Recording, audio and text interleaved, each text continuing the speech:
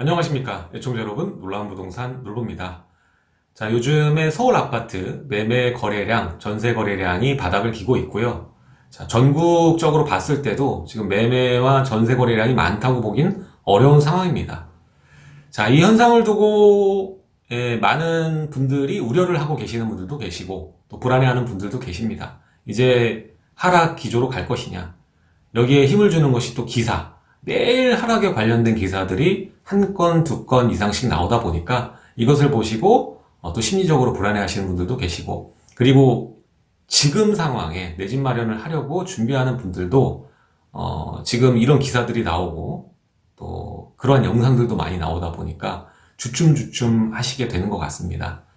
그래서 오늘은 지금 현재 서울 아파트의 매매 거래량과 전세 거래량이 왜 바닥을 기고 있는지, 거기에 대한 정확한 요인에 대해서 이야기를 해보고요. 그렇다면 이 상황, 이 매매와 전세 거래량이 바닥을 기는 상황이 언제까지 갈 것인지, 거기에 대해서도 이야기를 해보도록 하겠습니다. 시청하시기 전에 좋아요와 구독하기, 그리고 하단에 멤버십 가입해주시면 놀라운 부동산 전용 강의와 매물 정보까지 보실 수가 있습니다. 꼭 가입 부탁드리겠습니다.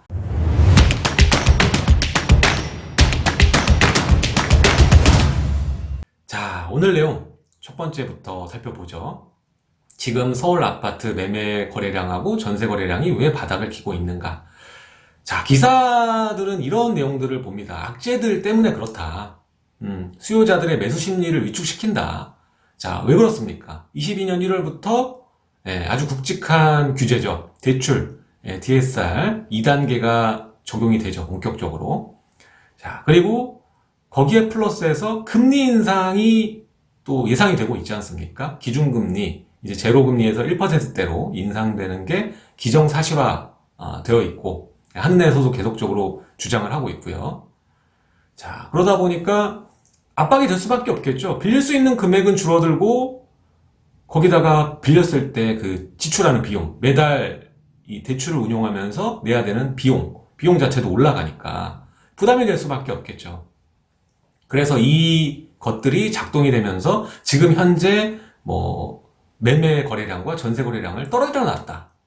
이게 본격적인 요인이라고 기사에는 나와 있는데, 사실 그것보다는 내년에 올 일이 지금이 아닌 게, 매매 거래량은 그럴 수 있어요. 매매 거래량은 그럴 수 있는데 전세 거래량은 철저히 현재 가치입니다. 지금 내가 거주하는데 필요한 그 금액이 시세적으로 형성이 됩니다. 이거는 호재가 반영되는 게 아니에요. 전세 거래는 철저하게 현재 가치입니다. 자, 그러다 보니까 지금 전세 거래량이 주춤한 거는 다른 게 아니라 실제적으로 들어가는 비용 때문에 그런 거예요.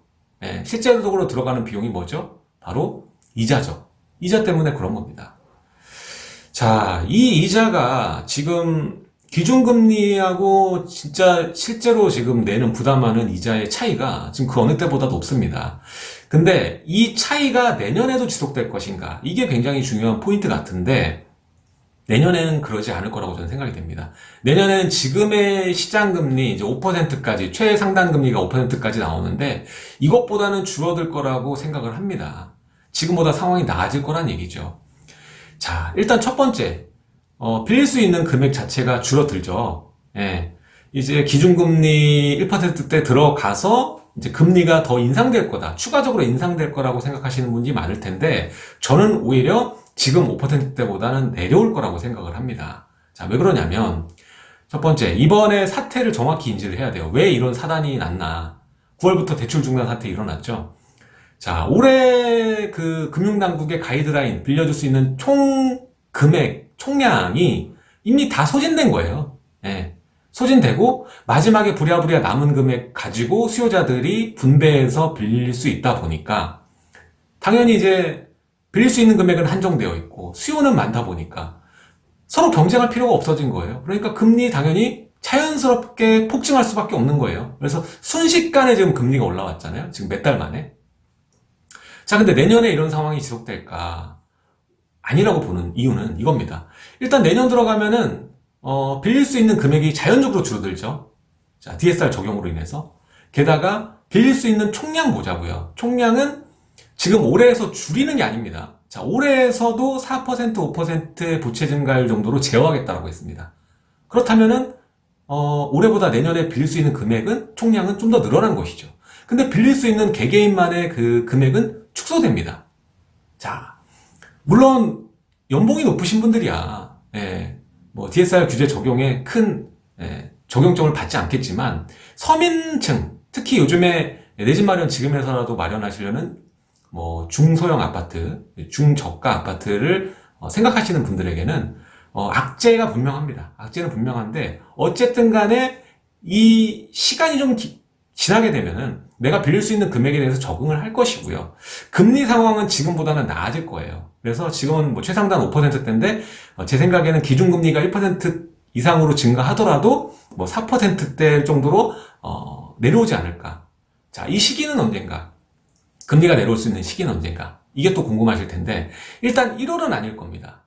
1월은 지금 거래를 못하는 그 이연 수요가 폭증하는 시기라고 보기 때문에 1월은 금리가 당장 뭐 인하되진 않을 거고요. 이제 2월, 3월 정도 내려가게 되면서 점차적으로 정상궤도 금리 그 기준금리와의 차이, 시장금리 차이가 정상궤도로 들어오지 않을까, 이렇게 좀 예상을 해봅니다. 그러니까 이 금리의 인상에 대한 부담은 내년 뭐 2월, 3월 정도 지나게 되면은 조금 더 줄어들 거다 이렇게 볼 수가 있겠죠. 자, 근데 그렇다고 해서 이러한 부담이 주니까 매매량과 전세 거래량이 늘어날 거냐? 그거를 물어보신다면 그건 또 달라요. 전세 거래량은 확실히 내년 접어들면서 확 늘어날 것 같습니다. 확 늘어날 것 같은데 왜냐하면 전세는 DSR 적용을 받지 않으니까요. 그렇죠? 지금은. 그래서 내년 1월 들어가면 전세는 정상궤도 돌아올 거예요. 근데 지금 당장 이렇게 전세 거래량도 줄어든 이유는 금리 때문에 그렇습니다. 지금 당장 현재 그 부담되는 금액이 늘어났기 때문에 당연히 수요 충격을 받을 수밖에 없다는 것이죠. 근데 매매는 좀 다르다. 전세 정상화는 내년 1월이다. 이렇게 말씀을 드렸는데 매매는 좀 다릅니다. 매매는 기다리고 있는 악재와 호재, 그리고 공급과 수요를 정확하게 파악을 하셔야 되거든요. 자, 근데 매매는 미래가치, 그러니까 심리적인 요인이 또 뒷받침이 돼야 됩니다. 자, 여기서 가장 큰 작용하는 심리적인 요인이 뭐가 될 수 있을까요? 자, 대선입니다, 대선. 다름이 아닙니다. 자, 대선 전까지는 지금 현재 매매 거래량과 전세 거래량이 확 반전될 수 있을 정도로 폭증하기는 어렵다. 저는 개인적으로 이렇게 생각을 합니다. 그러니까 내년 1월이 들어와도 거래량이 지금보다 크게 좋아지기는 어려울 거다라고 생각을 하는 겁니다.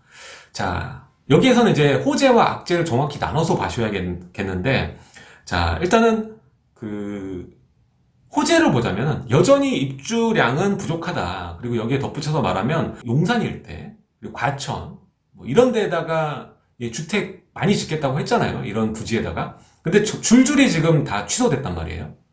그리고 뭐 3기 신도시 물량이든 전세 대책의 물량이든 지금 원래 말했던 물량의 뭐 4분의 1 수준도 못 채웠어요. 그렇기 때문에 전세나 매매 수요를 충족시켜줄 만한 공급량이 받쳐주지 못하고 있다. 매매 전세 모두. 그래서 여전히 입주 물량이 부족하고 그리고 거래할 수 있는 물량은 만성적인 부족이죠. 양도세 중과로 인해서. 이건 시간이 지나면 지날수록 뭐 해결되는 게 아니라 계속적으로 응집될 겁니다. 증여로 돌아가면서. 자, 그래서 기존 거래 물량도 부족하고요. 그리고 추가적으로 또 호재를 작용할 수 있는 게 토지 보상이 이제 본격적으로 들어가게 됩니다. 3기 신도시도 이제 내년부터라면 이제 보상이 좀 돌아가기 시작할 텐데 그렇게 되면 이 토지 보상금은 또 시장에 진입할 수 있는 확률이 굉장히 높거든요. 그렇게 되면 당연히 집가 상승과 아파트 가격의 상승에 압력을 줄 수밖에 없다. 이렇게 볼 수 있기 때문에 이러한 호재적인 측면들도 있고요. 악재는 뭡니까? 일단은 후보 중에 이재명 후보가 당선되게 되면은 뭐 아파트 세금 뭐 지금 보유세를 뭐 실질적으로 1%대까지 올리겠다. 이렇게 얘기를 하죠. 0.17에서 1%대까지. 뭐 이런 것도 악재로 작용할 수 있습니다만 팔지를 못합니다. 팔지를 못하고 또 기대는 할 수 있어요. 3월 전까지. 이재명 후보가 당선되면은 이제 뭐 하락이 될 거야. 그때까지 기다렸다가 뭐 거래를 해야지 이렇게 생각하는 분들도 계실 거거든요. 그래서 이러한 불확실성들, 호재와 악재의 불확실성들이 이제 대선이 끝나는 이 3월 이후에 해소가 되게 됩니다. 자, 미 대선들도 예를 들어볼게요. 미 대선 당시에도 이 주가가 이 대선 전까지 꾸준하게 하락을 합니다. 예, 꾸준하게 하락을 해요. 심리적인 측면이 그만큼 강했다는 것이고, 누가 되던 간에 대선이 끝난 이후에는 모두 상승을 했습니다. 이제껏 이 선거들을 보게 되면 악재와 호재들이 있고 후보들마다의 그 특성, 강성이 있는데도 불구하고 그 전까지는 이 거래량은 소강 상태를 보이다가 그 대선 치르고 난 이후에는 또 해소가 되거든요. 악재건 호재건 이제 투명화 된다는 거예요. 그러다 보니까 거래량이 이연되고 거래량은 이어지고 상승으로 이어지게 되더라. 이 얘기를 좀 드리고 싶습니다. 그래서 제가 봤을 때는 3월까지는 조용히 가다가 누가 대선에 당선되든 3월 이후는 상승이다. 지금의 거래량과 매매량을 반전으로 보일 만큼의 거래량이 3월 이후에 터지게 될 것이다. 전 이렇게 예상을 하고 있습니다. 자, 그리고 대출의 압력, 대출 규제 때문에 내년에 본격적으로 들어가니까 이제 하락이 올 거다라고 생각하시는 분들께 좀 말씀을 드리게 되면, 자, 일단은 시장의 물건이 여전히 적습니다. 거래할 수 있는 물량이. 근데 대출 적게 준다고 해서 이게 해소가 될 거냐? 공급량이 적은데, 여전히 공급량이 적은데, 그리고 심지어 다주택자 매물은 더 적어요. 이런 상황에 대출금 돌려준다고 해서 하락으로 보기에는 무리가 있다. 특히 어떤 부분에서? 자, 이런 데이터가 있어요. 지금 시장의 금리가 3%대에서 5%까지 올라갔잖아요. 자, 그런데 강남에는 큰 영향이 없어요. 강남의 거래에는 큰 영향이 없습니다. 근데 오히려 대출 줄이니까 상승폭, 상승 둔화폭이 어디서 제일 많이 나온지 아세요? 강북 지역. 그리고 중저가 많이 몰린 뭐 관악구. 뭐 이런 지역들이 상승폭이 확연하게 줄어들었어요. 금리가 올라가니까. 이렇게 2달 만에 급증하니까. 강남은 오히려 올라갔습니다. 그렇기 때문에 결국에는 대출 영향은 이 중저가, 서민 아파트들이다 라고 볼 수가 있겠죠. 그러니까 내년에 본격적으로 대출에 대한 규제가 들어가면 하락이 올 것이다 라는 것은 어떻게 보면 반은 맞고 반은 틀린 거죠. 그리고 시장이 시간이 실제로 지나게 되면 결국엔 적응하게 됩니다. 빌 수 있는 금액이 룰이 된 거잖아요. 이제는 DSR 규제가 본격적으로 들어가면 룰이 되는 겁니다. 그만큼밖에 못 빌리는 거예요. 지금 40% 빌리는 것도 룰이 된 거고 기존에 70% 됐을 때도 룰이었던 거예요. 자, 기존에 70% 대출 나왔을 때 어땠습니까? 초반에 안 올랐습니다. 70% 빌려주는데도 안 올랐어요. 근데 시간이 지나니까 영향을 받고 시장이 움직이게 됩니다. 자, 이렇듯이 대출에 대한 정책은 일정 시간이 필요하다는 거, 좀 여러분들이 아셨으면 좋겠습니다. 적응기가 필요하다. 자, 적응이 지나게 되면 결국에는 거래를 하거든요. 어떻게 해서든지.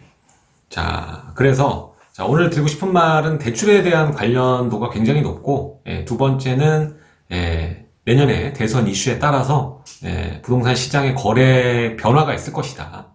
이거를 제가 예상에 따라서 여러분들과 이야기를 나눴고요. 자, 여기에 맞춰서 기회가 열릴 수 있는 것이죠. 일단은 임대 입법 때문에 내년에도 얄짤 없습니다. 전세가 더 올라갈 거예요. 그러니까 이런 상황에서 거주비의 폭등은 예정된 것이다. 거주비의 현재 가치는 계속 오를 거니까 여러분들이 어떻게 대응할 건지는 각자 알아서 판단하시고 전략적으로 운용을 하셔야지 생존할 것이다. 저는 이렇게 생각을 합니다. 자, 그래서 기회가 만들어지는 것이죠. 지금 현재보다는 연말 그리고 연초 정도에 괜찮은 가격대의 매물이 있다라면, 그리고 여러분들이 자본이 충분히 있다라면 뭐 억씩 떨어지는 거 기다리지 마시고 이번 기회를 잡아서 편하게, 속 편하게 내 집 마련하셔서 거주하는 것이 왕입니다요. 이 얘기를 좀 드리고 싶습니다. 자, 여기까지 서울의 아파트 매매 거래량과 전세 거래량이 왜 지금 바닥을 기게 됐는지, 그리고 이 상황은 언제까지 가게 될 건지 제 주관적인 생각까지 함께 이야기를 해봤습니다. 그래서 전세 거래량은 내년 1월 되면서 바로 풀릴 거다, 뭐 이런 생각이 들고요. 뭐 겨울도 껴있으니까 뭐 이사철 맞춰서요. 2월, 3월.